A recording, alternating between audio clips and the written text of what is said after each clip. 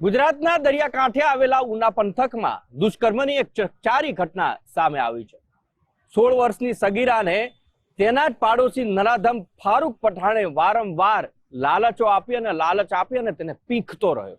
એટલા માટે જ આ 16 વર્ષની સગીરાને 4 માસનો ગર્ભ રહી ગયો। ભોગ બનેલી સગીરાના પરિવારજનોની એક આકરી માંગણી સામે આવી છે કે આ નરાધમ દુષ્કર્મીના પાપીને આકરામાં આકરી સજા થવી જોઈએ।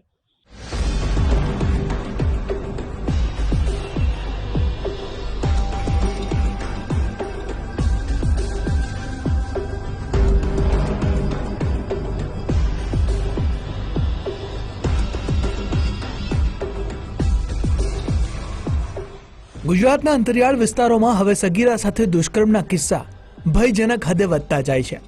આ કુકર્મના મોટાભાગના કેસમાં ભોગ બનનારને પહેલાથી ઓળખતા કે નજીકમાં રહેતા પાડોશીઓ જ ગુનેગાર નીકળે છે। 16 વર્ષીય સગીરા સાથે પાડોશી નરાધમે બળાત્કાર ગુજાર્યો। આ ચોંકાવનારા બનાવ અને પાપીની ધરપકડ સુધીના ઘટનાક્રમ પર નજર કરીએ તો નવાબંદર મરીન પોલીસ સ્ટેશન વિસ્તારમાં આવતા એક ગામમાં દુષ્કર્મનો બનાવ બન્યો।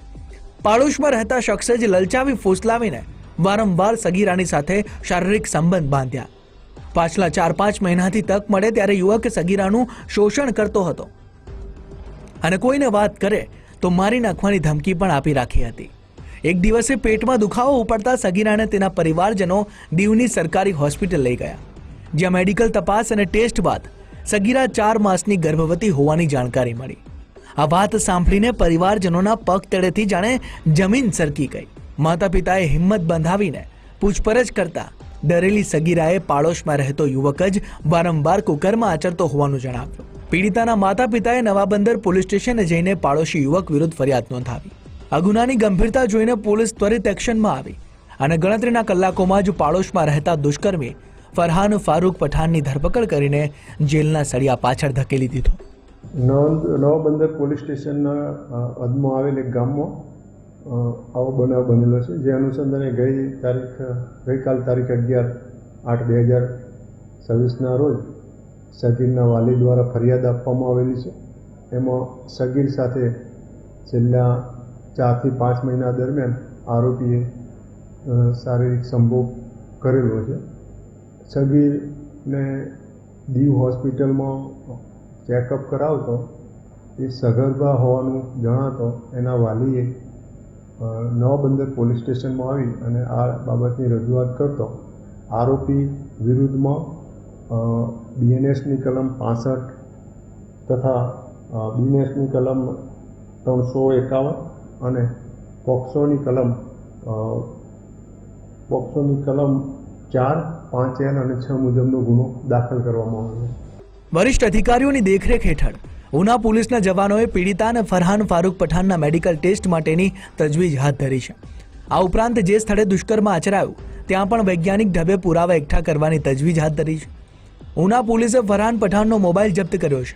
આરોપીએ કોઈ અશ્લીલ વિડીયો કે તસવીરો લીધી કે અન્ય કોઈને મોકલી હોવાની આશંકા સાથે પોલીસે તમામ દિશામાં તપાસ હાથ ધરી છે। ફરિયાદી અને વાલીએ ફરિયાદ આપી એમાં એને 4 માસનો ગર્ભ હોવાનું કીધું છે અને આ બાબતે સચોટની મેડિકલ તપાસણીને ચાલુ છે। મેડિકલ તપાસણીના અંતે એકચ્યુઅલી પિરિયડની આપણને ખબર પડશે।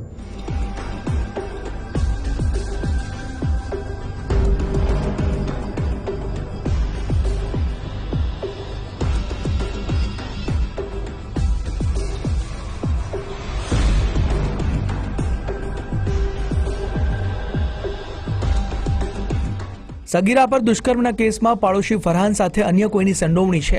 શું ફરહાનના પરિવારજનો દુષ્કર્મની વાતથી વાકેફ હતા કે કેમ? તે અંગે પણ પોલીસે તપાસનો ધમધમાટ હાથ ધર્યો છે। પીડિતાના સ્વજનો અને આસપાસના પાડોશીઓએ ઉના પોલીસ સજ્જડ પુરાવા એકઠા કરીને દુષ્કર્મી ફરહાન ફારૂક પઠાણને આકરી સજા મળે તેવી માંગણી કરી રહ્યા છે।